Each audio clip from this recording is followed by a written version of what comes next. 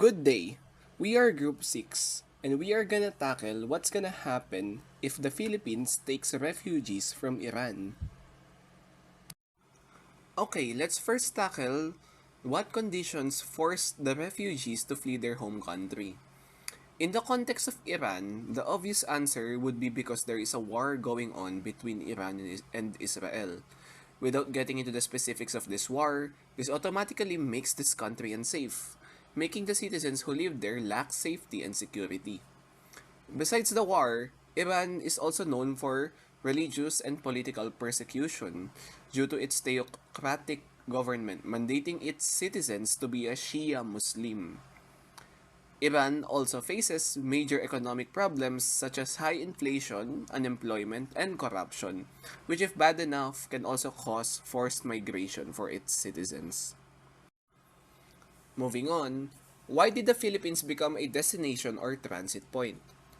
The Philippines is signatory to the 1951 Refugee Convention and the 1967 Protocol, which are United Nations treaty that legally obligates the countries signatory to it to protect the refugees who arrive in the country, and prohibit them from returning said refugees to a place where they may be endangered.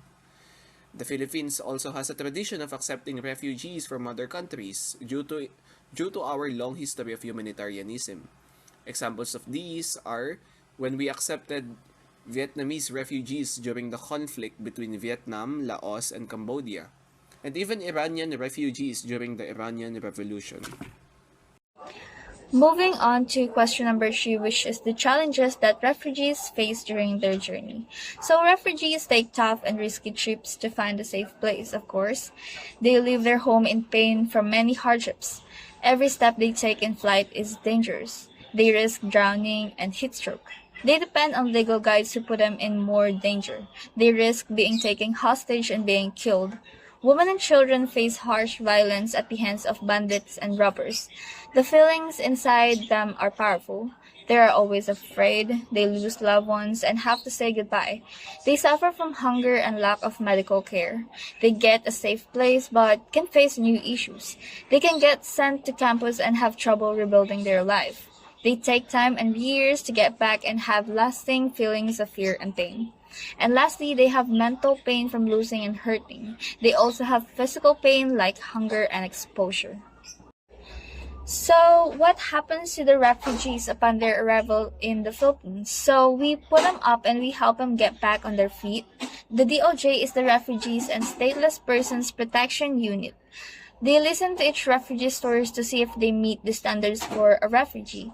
The Philippines will not follow the rules of non-refoulement to make sure no one gets sent back to a place that will put them in danger. When they are made into a refugee, they will get papers which are the travel documents, and they will be able to get a doctor and get the welfare they need from the government and any other help they need from the country. The Philippines will send them out to be able to live life and be able to live and be able to have a shot at life with the programs they are offered, free school, work programs, and a way to become a citizen or be able to come to the country a lot easier. Refugees living in the Philippines, including those displaced by conflicts like the Iran wars, experience a mix of safety, challenge, and adaptation in their daily lives. Many find comfort in the country's generally welcoming and culture, where local neighbors may be friendly and curious about their backgrounds and life abroad. However, refugees still face barriers in education and livelihood. Children may struggle with language or school enrollment, while adults often find it difficult to secure stable jobs due to documentation limits or skills not matching local work and opportunities. Some refugees encounter some discrimination, such as stereotypes or cultural misunderstandings, but many also build support networks with diverse communities and faith groups. Over time, they adapt by joining community activities and forming bonds with Filipinos, which helps them rebuild relationships and belonging despite the uncertainty of their situation. Local communities, NGOs, and government agencies each play a vital role in supporting refugees in the Philippines. The UNHCR leads in refugee protection, processing asylum claims, monitoring conditions, and coordinating support services. The DSWD assists with social welfare needs such as temporary relief, psychosocial support, and referrals to housing or livelihood programs. Local government units help refugees access education, health service, barangay registration, and community integration activities. Civil society groups and NGOs provide language classes, legal assistance, skill training, employment programs, and cultural inclusion efforts. Community members also play a quiet but powerful role just by welcoming, sharing Filipino hospitality, inviting them to gatherings, or simply treating them with respect.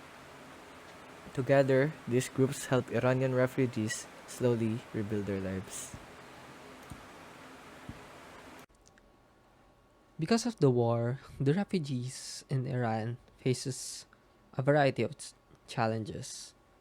The conflict with Israel resulted in increased security crackdowns. Authorities are now accusing some of espionage or infiltration, and they conduct document checks, arrest, and in drastic cases, widespread raids. Additionally, the wartime environment led to a surge in deportations. Based on an article from UN Migration, the UN International Organization for Migration confirmed over 700,000 returns, among many are forced. The war also redirected most of the resources, therefore reducing the refugees' access to healthcare, education, and humanitarian aid. Finally, refugees still face physical danger inside Iran during periods of unrest and infrastructure damage due to the effects of the war, with refugees community often living in vulnerable areas that were heavily affected by the power outages, strikes, and instability. In times of war, where everything seems grim, there often rises stories that people can cling to for hope. This is one of them. An article titled "The Spirit of Tehran" told the story of how Tehran's residents stayed behind in order to protect their city. There was one baker who just found out that his brother had been killed in an Israeli strike. Immediately, he returned to work because of his duty. He said, "I won't stop baking bread for the people," which truly emphasizes the commitment to the duty of these people.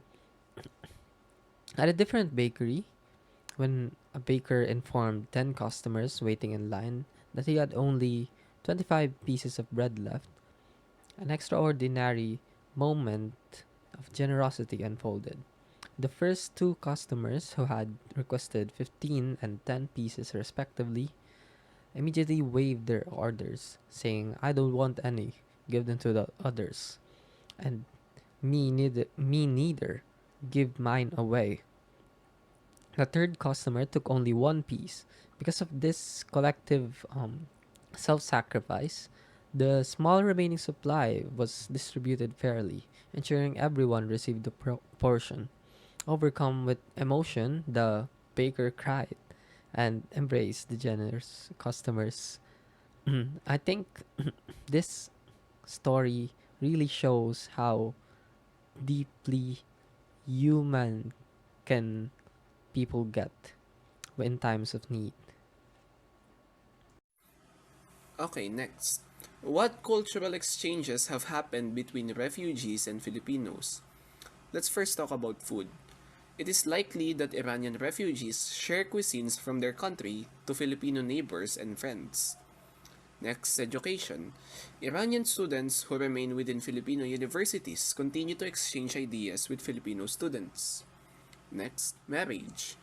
Considering that Philippines allow refugees to gain citizenship in the country, allowing them to stay in the country for a long while or even permanently, there is a high chance that some of them will be able to marry into Filipinos.